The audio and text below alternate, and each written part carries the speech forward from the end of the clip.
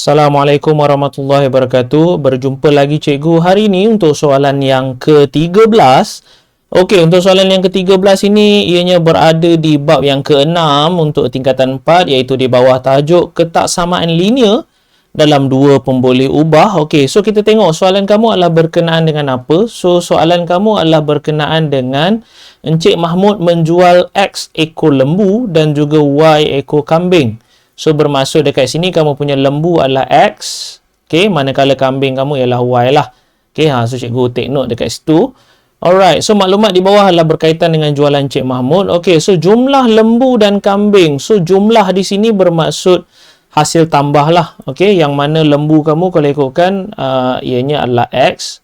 Dan juga kambing adalah Y. Okay, dia kata dijual selebih-lebihnya.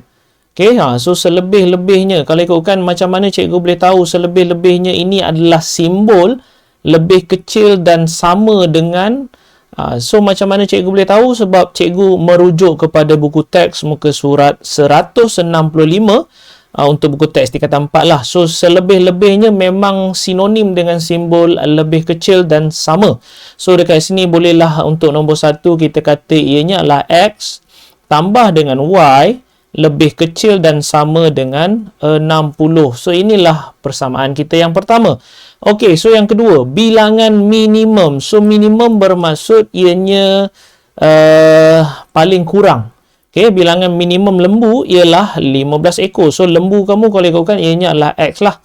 Okey, so minimum lembu ialah 15 ekor bermaksud kalau lebih lagi, bolehlah maksud dia. So, X kamu lebih besar daripada dan juga sama dengan 15. Sebab dia kata minimum adalah 15. So, bermaksud ianya paling sedikit 15. So, selebih-lebihnya boleh. Okey, dan yang terakhir, bilangan minimum lagi sekali untuk kambing. So, kambing kamu ialah Y. So, dia kata bilangan minimum untuk kambing ialah 5 ekor. So, masih lagi sama. Cuma kali ini ianya adalah Y lebih besar dan sama 5. So itulah 3 ketaksamaan yang kamu dah ada.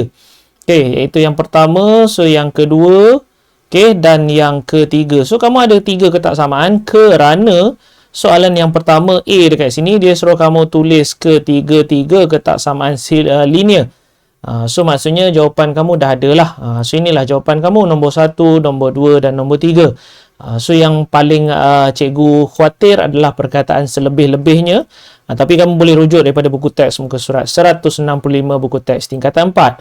Okey, so untuk A dah selesai. So untuk B. Okey, so untuk B dia suruh kamu lukis graf dengan skala 2 cm kepada 10 unit. Okey, untuk kedua-dua paksi. Alright. So dia suruh kamu lorek. Akhir sekali dia suruh kamu lorekkan rantau. Okey, so macam mana daripada graf? So, graf ini telah pun dibekalkan di dalam kamu punya ruangan soalan. Okey, so macam mana cikgu boleh lukis paksi kamu yang berada di tepi dekat sini? Okey, sebab kalau cikgu tengok dekat sini, X kamu lebih besar daripada 15. So, dia pun nak pakai sifir 10 dekat sini. So, bermaksud dekat sini kosong, kemudian dekat sini adalah 10. Cikgu tulis dahulu. So, 20, kemudian 30, 40, 50, so 60. So, ini adalah X. So, X kamu kalau ikutkan ianya ialah, okay, kita tengok balik. So, X kamu ialah lembu. Alright. So, jangan terlalu gelojoh sangat. Cikgu takut nanti akan ada kesilapan. Alright. So, yang atas ini kalau ikutkan ianya masih lagi sifir yang sama. Sifir 10, 10, 20, 30, 40, 50 dan juga 60. Kenapa cikgu stop setakat 60? Sebab cikgu boleh nampak nilai 60 sahaja yang ada di sini. So, ini adalah paksi Y. So, paksi Y kamu kalau ikutkan ianya ialah kambing lah. Supaya kamu boleh nampak apakah X dan juga apakah Y. Okay, so kita semak betul. Okay, so kenapa cikgu lukis paksi kamu di tepi? Sebab kalau kita tengok dekat sini, X kamu lebih besar dan sama 15. So, nilai kamu, X kamu seharusnya belah kanan lah. Sebab dia nilai positif. So, Y kamu juga dia nilai positif ke atas. So, bermaksud kita akan guna kawasan ini lebih banyak. So, berbanding dengan kawasan sebelah sini ataupun kawasan belah bawah. Okay, so cikgu harap dapatlah penjelasan sedikit dekat situ untuk kenapa paksi kita berada di tepi. So, kita akan ambil soalan yang pertama ataupun ketaksamaan yang pertama sebab kita nak buat ataupun kita nak lukis garis lurus. So, soalan kamu yang pertama ataupun ketaksamaan kamu yang pertama, X tambah Y, tapi cikgu ubah menjadi sama dengan.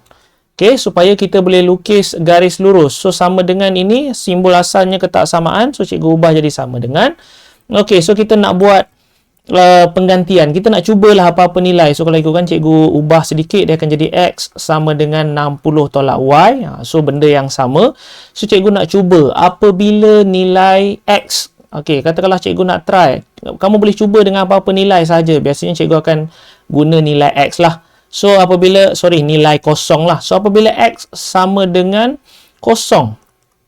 So, apa berlaku pada Y? So, apabila X kamu kosong dekat sini, okay, so kamu akan dapat kosong sama dengan 60 tolak Y. So, bermaksud dekat sini kamu akan ada Y sama dengan 60 lah. So, koordinat kamu yang pertama apabila X kosong, Y kamu ialah 60. Sebab ini negatif Y. So, kita pindah ke sebelah sana, dia jadi positif Y. So, Y kamu sama dengan 60. So, apabila X kamu kosong, Y kamu 60. So, koordinat kamu dekat sini. Okey, kita dah jumpa satu koordinat untuk garisan ini. So, kita boleh cuba lagi satu nilai apabila Y pula sama dengan kosong. Yang ni kita cuba X sama dengan kosong. So, kita dapat Y 60. So, apabila kita cuba Y kosong, okey, so bermaksud dekat sini kamu ada X sama dengan 60 tolak kosong lah. So, nilai X kamu ialah 60. So, X kamu 60, Y kamu kosong. So, koordinat ialah 60 kosong. So, 60 kosong duduk dekat sini. Okey, so kamu dah nampak dah. Kamu ada dua koordinat. So, memandangkan ini adalah garis lurus. So, cukup dengan dua koordinat. So, kita keluarkan pembaris. So, kita lukislah dia punya garisan. Okey. So, sebelum kamu nak lukis garisan, hati-hati sedikit. Okey, so sebelum kita nak lukis garisan, kamu tengoklah. Ini simbol apa? So, ini sebenarnya simbol kalau ikutkan, ianya adalah simbol bagi tidak putus. So, kamu nak lukis apabila ianya ada sama dengan di bawah. So, ianya adalah garisan yang tidak putus. So, seharusnya kamu akan lukis garisan ini. Garisan yang tidak putus lah. Kita cuba sambungkan garisan. Okey, so kamu akan nampak macam ni. Okey, so cantik lah dekat situ. So, kamu label lah sedikit kamu punya persamaan, iaitu X tambah Y. Okay, so X tambah Y itulah sama dengan 60. So, inilah kamu punya garisan. Okay, so yang pertama kita dah jumpa. So, kita cuba cari yang kedua. So, yang kedua kamu masih juga sama. Cuma yang kedua ini, okay, simbol ini simbol ini memang cikgu akan tukar menjadi simbol sama dengan lah. Sama macam cikgu buat untuk yang atas ni tadi. Cikgu tukar jadi sama dengan. Okay, supaya kita boleh lukis garis lurus. Okay, so sama dengan dekat sini. Asalnya simbol ketaksamaan. So, jadi sama dengan. So, dekat sini. So, yang ni pun sama.